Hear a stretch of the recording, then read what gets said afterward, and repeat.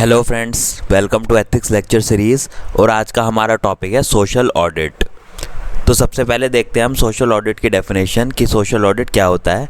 तो social audit का मतलब है examination and assessment of a program scheme conducted with the active involvement of people and comparing official records with actual ground realities। मतलब government यदि कोई भी अपने स्कीम को इम्प्लीमेंट कर रही है या फिर कोई भी गवर्नमेंट का प्रोग्राम है जो चल रहा है, तो उसका असेसमेंट करना with the help of people, है ना, लोगों की मदद से उसका असेसमेंट करना और ये देखना कि जो ऑफिशियल रिकॉर्ड्स जो बोलते हैं तो क्या एक्चुअल में भी ग्राउंड रियलिटीज़ भी वैसी ही हैं। मतलब इसको एक एग्जाम्पल के थ्रू समझते हैं। मान लीजिए मनरेगा स्कीम है ना, मान लीजिए मनरेगा स्कीम के अंतर्गत जो पंचायत है उसने एक पॉन्ड बनवाया गांव में, ठीक है। अब पॉन्ड उसने दिखाया ऑफिशियल रिकॉर्ड में कि हमने पॉन्ड बनवाया है, इतना बड़ा है, ये उसका साइज़ है, ठीक है, ये सब उसने दिखा दिया। तो अब सोशल ऑडिट में क्या होगा, सोशल ऑडिट में जो सोशल ऑडिट यूनिट बनाएगा एक स्टेट गवर्नमेंट, ठीक है, और उसके पास होंगे अपने इंडिपेंडेंट ऑडिटर्स। तो वो इंडिपेंडेंट ऑडिटर्स हेल्प करेंगे ग्राम सभा की, और ग्राम सभा with the help of this auditors from social audit unit एक सोशल ऑडिट कंडक्ट कराएगा जिसमें देखेगा कि जो उसमें ऑफिशियल रिकॉर्ड्स में दिखाया गया है एक्चुअल में भी ग्राउंड रियलिटीज़ वैसी हैं या नहीं है, ठीक है। तो इसको देखिए समझते हैं इस डायग्राम के थ्रू। अब देखिए ग्राम सभा है ना, with the help of auditors by social audit unit जो कि स्टेट गवर्नमेंट ने सेटअप करेगा, उसका यूज़ करके ये सोशल ऑडिट करेंगे स्कीम्स का। फॉर एग्जाम्पल मनरेगा है ना, फॉर एग्जाम्पल मनरेगा, जैसे मैंने अभी आपको बताया कि मनरेगा में जो भी एसेट्स बन रहे हैं उनका सोशल ऑडिट होना है, ठीक है। अब देखते हैं कि सोशल ऑडिट के प्रोविजंस कहाँ से आए, है ना, इंडिया में कौन कौन से लीगल या कॉन्स्टिट्यूशनल प्रोविजंस हैं जो सोशल ऑडिट को सपोर्ट करते हैं। तो देखिए 73rd कॉन्स्टिट्यूशनल अमेंडमेंट एक्ट, सबसे पहले 73rd constitutional amendment act empowers gram sabha to conduct social audit, है ना। तो जो 73rd सोशल अमेंडमेंट है उसने ग्राम सभा को पावर्स दिए हैं कि वो सोशल ऑडिट करवा सकता है। अब दूसरा है मनरेगा एक्ट, है ना, मनरेगा एक्ट का जो सेक्शन 17 है उसने मैंडेट किया है social audit of all works, है ना, जो भी मनरेगा के अंतर्गत जो भी काम होंगे, है ना, उनका सोशल ऑडिट होगा एग्जीक्यूटेड अंडर मनरेगा, जो भी काम एग्जीक्यूटेड अंडर मनरेगा हुए हैं उनका सोशल ऑडिट होगा बाय ग्राम सभा, ठीक है। इस सेक्शन ने भी मनरेगा एक्ट के सेक्शन 17 ने भी ग्राम सभा को पावर्स दी हैं सोशल ऑडिट करवाने की, ठीक।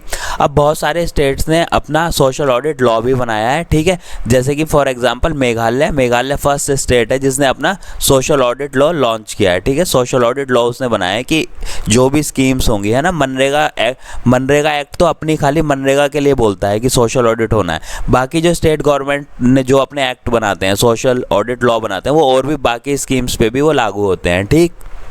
अब हम पढ़ेंगे कि सोशल ऑडिट्स के बेनिफिट्स क्या हैं, ठीक है। तो सबसे पहला पॉइंट है डिसेंट्रलाइज्ड गवर्नेंस, है ना, मतलब ये पावर्स दे रहा है लोगों को, है ना, ये पावर्स दे रहा है ग्राम सभा को ऑडिट कराने का, ठीक। तो देखिए इसमें लिखा है प्रमोट्स पीपल्स पार्टिसिपेशन, है ना, पीपल की पार्टिसिपेशन प्रमोट कर रहा है in all stages of the implementation of programs. इससे क्या हो रहा है सोशल ऑडिट से जो लोग हैं, है ना, ये ग्राम सभा में कौन लोग हैं, ग्राम सभा में जो गाँव के जो एडल्ट हैं, जो वोटर्स हैं, उनकी पार्टिसिपेशन बढ़ा रहा है। वो चेक कर सकते हैं कि जो ऑन पेपर जो दिखाया गया है स्कीम में वो एक्चुअल में इम्प्लीमेंटेशन उसका वैसा हुआ है या नहीं हुआ है। तो इस तरीके से क्या हो रहा है, ये डिसेंट्रलाइज गवर्नेंस का एग्जांपल है और ये पीपल्स की पार्टिसिपेशन को प्रमोट करता है, ठीक है। अगला पॉइंट है educates people about their rights and entitlements, मतलब सोशल ऑडिट से लोग अपने राइट्स और एंटाइटलमेंट्स को उनको पता चलेगा, है ना, उनको पता चलेगा कि हाँ सरकार ने मान लीजिए इतना फंड अलॉट किया था मनरेगा में इस एसेट के लिए, ठीक, तो उसका यूटिलाइजेशन उतना हुआ है या नहीं हुआ है, ठीक।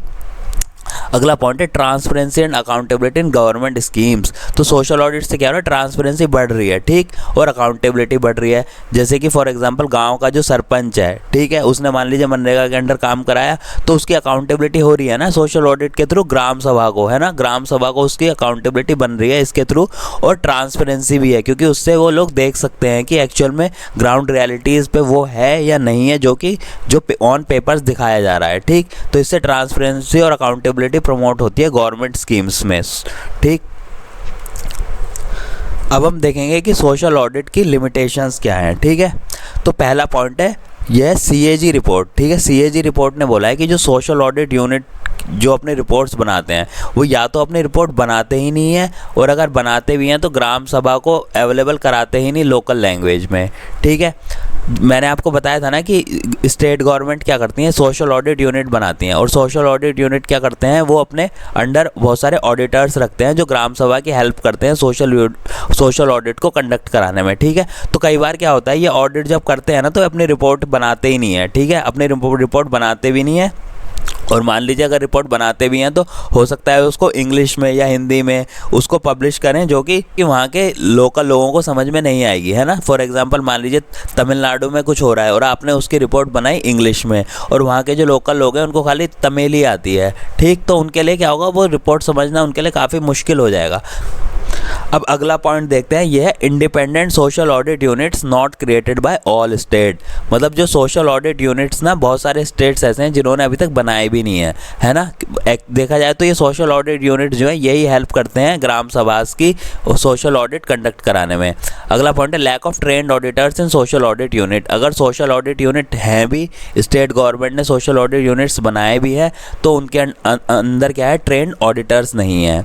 अगला पॉइंट है ग्राम sabha members unaware of their social auditing rights.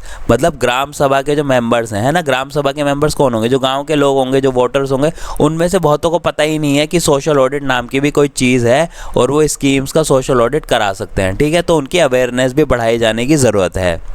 अब वे फॉरवर्ड देखते हैं सोशल ऑडिट टॉपिक का।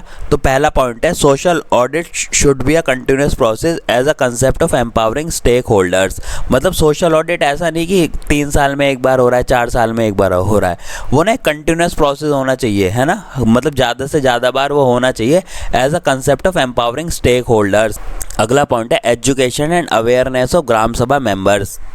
मतलब ग्राम सभा मेंबर्स को अवेयर करना चाहिए, उनको पता होना चाहिए कि उनके पास सोशल ऑडिटिंग का राइट है। ठीक है, तभी तो वो सोशल ऑडिट के लिए फोर्स करेंगे, है ना। तभी वो स्टेट गवर्नमेंट से भी पूछेंगे या फिर अपने गांव के सरपंच से पूछेंगे, अपने ग्राम पंचायत से पूछेंगे कि हमें सोशल ऑडिट कराना है। अगर उनको पता ही नहीं होगा तो फिर वो कैसे करा पाएंगे। ठीक, अगला पॉइंट है involvement of NGOs and media to provide technical support to social audit units. मतलब एनजीओ की और मीडिया की भी इन्वॉल्वमेंट होनी चाहिए जिसमें वो टेक्निकल सपोर्ट दे सकें सोशल ऑडिट यूनिट को। ठीक है, तो एनजीओज क्या कर सकते हैं, जब सोशल ऑडिट हो रहा है तो उसमें ग्राम सभा मेंबर्स की हेल्प कर सकते हैं, है ना, सोशल ऑडिट कंडक्ट कराने में। वो टेक्निकल सपोर्ट भी दे सकते हैं सोशल ऑडिट यूनिट्स को।